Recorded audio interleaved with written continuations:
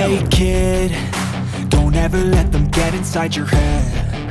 They'll tell you what to do in life. Manajer Ducati Lenovo Team, Davide Tardozzi, menyatakan Marc Marquez bakal punya kesempatan bergabung dengan skuadnya dan menjadi tandem Francesco Bagnaia di MotoGP 2025.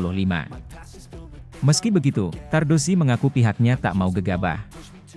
Dalam debutnya bersama Ducati dan Gresini Racing di seri Qatar, Marquez langsung tampil garang meski mengendarai motor lama alias Desmosedici GP23. Ia berhasil finish kelima dalam balapan sprint dan finish keempat dalam balapan Grand Prix. Tardozzi yang dikenal punya hubungan baik dengan Marquez, kontan memberikan pujian kepada pembalap asal Spanyol tersebut. Pria asal Italia ini bahkan meyakini bahwa cepat atau lambat Marquez akan memperebutkan kemenangan dan gelar dunia. Tanpa basa-basi, Marc Marquez disebut pembalap cerdas. Dia cerdas. Ia melakukan apa yang harus ia lakukan. Marc mencapai posisi untuk memperebutkan kemenangan. Ia adalah pembalap yang akan memenangkan banyak balapan dan mungkin memperebutkan gelar dunia, ujar Tardozzi kepada Corse di Moto pada Rabu kemarin. Tardozzi menyatakan, jika Marquez bisa meneruskan tren positifnya ini, maka ia akan punya kans menjadi tandem Bagnaia musim depan. Meski begitu, Marquez bakal bersaing dengan Jorge Martin, Marco Bezzecchi, dan bahkan Enea Bastianini yang saat ini sedang membela Ducati Lenovo Team. Sudah jelas Marc juga bisa datang dan bertarung demi menjadi rekan setim Francesco Bagnaia. Namun, kami tidak buru-buru.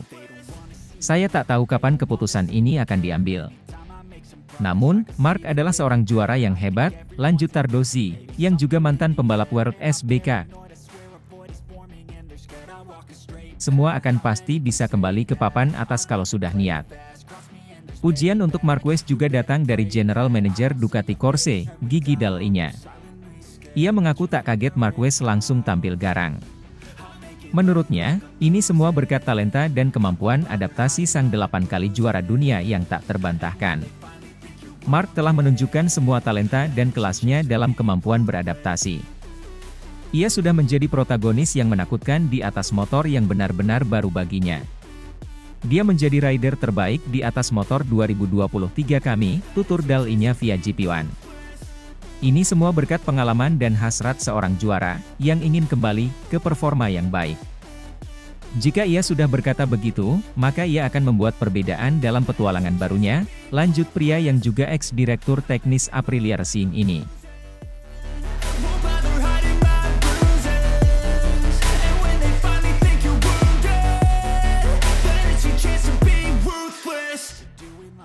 Alex Rins tak sabar balapan di MotoGP Qatar.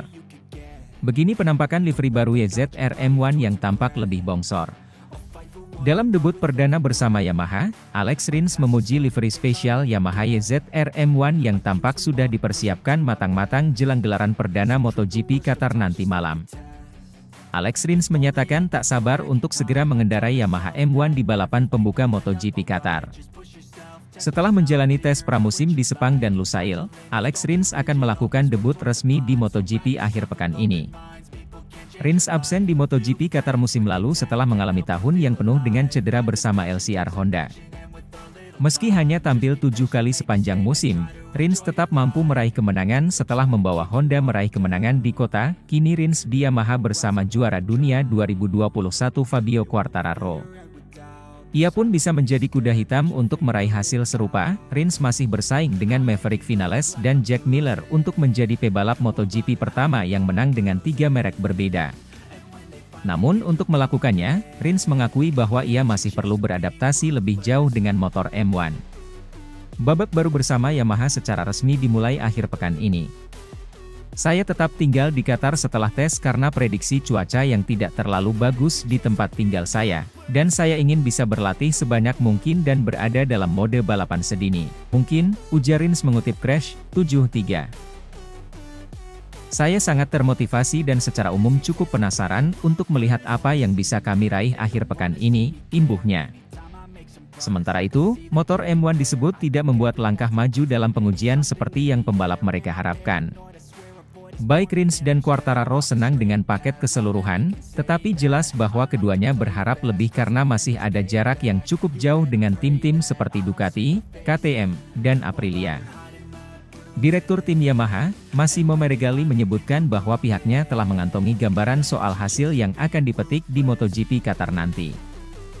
Hal tersebut berdasarkan hasil balapan-balapan sebelumnya. Meskipun kami memiliki gambaran umum tentang seperti apa tingkat performa kompetisi kami, balapan akan menunjukkan bagaimana kartu-kartu telah dibagikan musim ini, kata Meregali. Meskipun musim libur relatif singkat, kami, sebagai penggemar MotoGP, sudah tidak sabar untuk memulai putaran 2024. Kami tidak sabar untuk kembali beraksi, imbuhnya.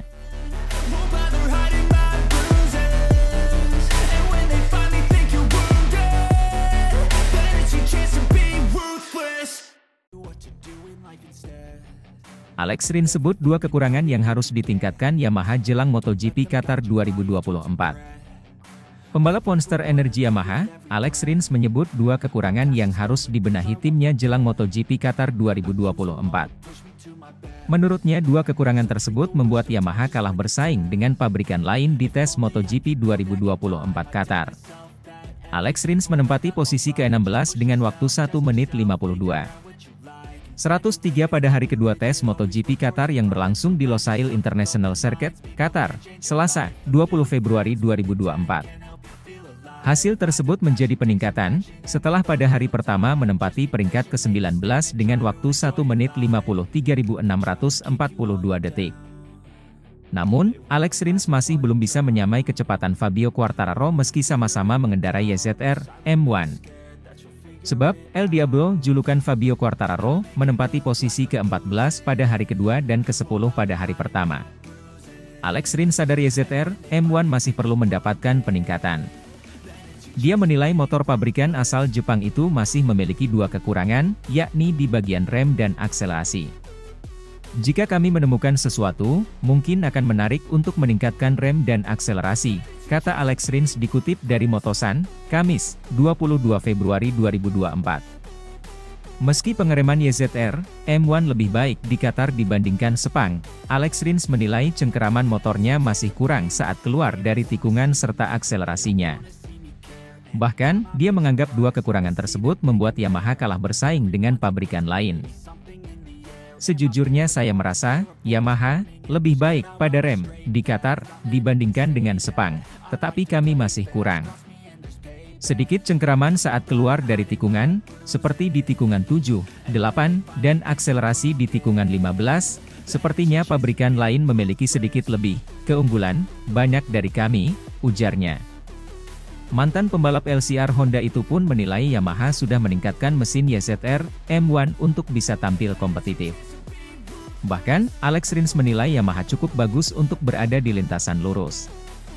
Secara keseluruhan, menurut saya Yamaha telah meningkatkan mesinnya. Kami cukup bagus di lintasan lurus, jadi mereka bekerja dengan baik selama liburan musim dingin, ucapnya.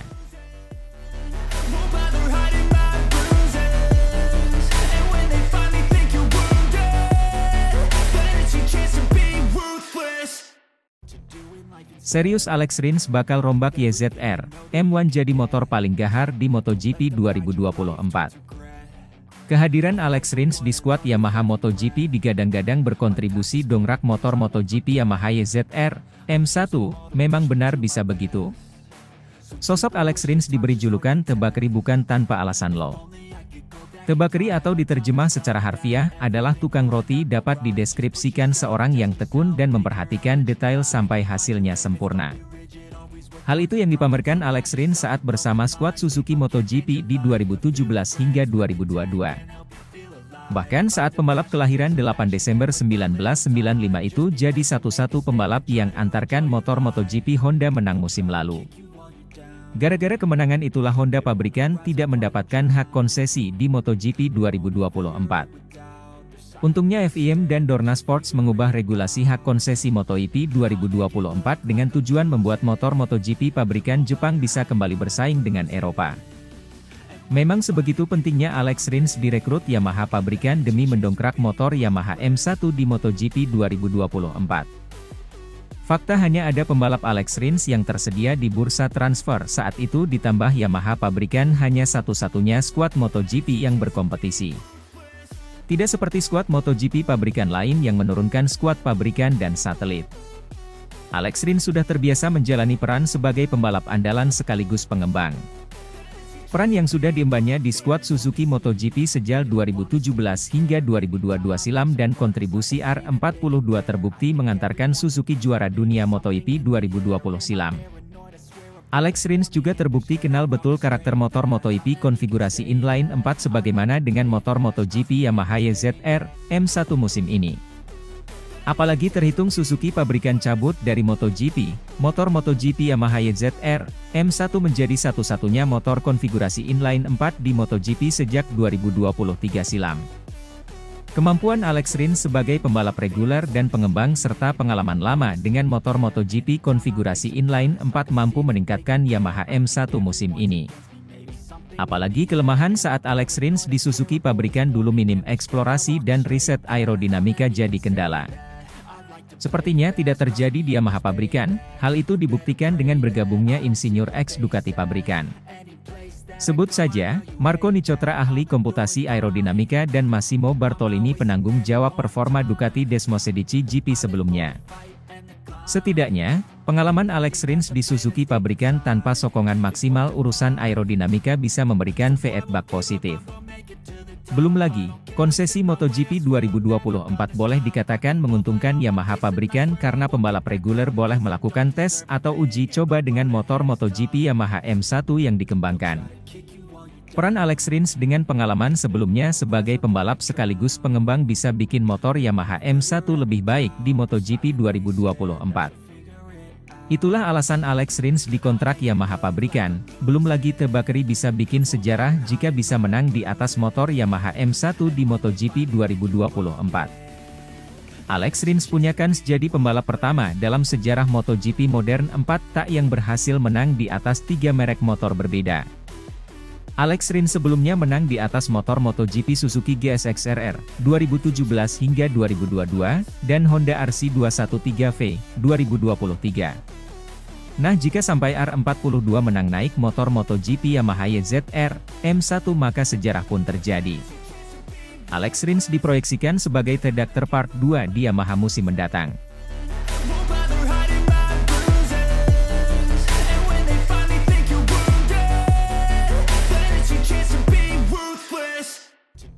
Laporan Quartararo usai tes pramusim MotoGP 2024. YZR M1 makin brutal. Tim balap Monster Energy Yamaha menyelesaikan tes resmi pertama MotoGP 2024 di sirkuit internasional Sepang, Malaysia, Kamis, 8 Februari 2024, dengan baik.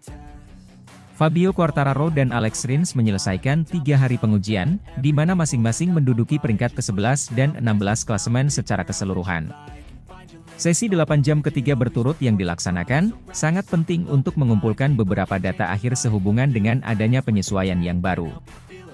Pebalap pabrikan Yamaha itu akhirnya menempati posisi ke-11 dan ke-15 masing-masing dalam Team Sheets hari ini dan ke-11 dan ke-16 dalam hasil tes MotoGP secara keseluruhan. Quartararo melakukan putaran sebanyak mungkin untuk memastikan pengembangan lebih lanjut dari YZR M1 2024 supaya lebih baik di tes berikutnya.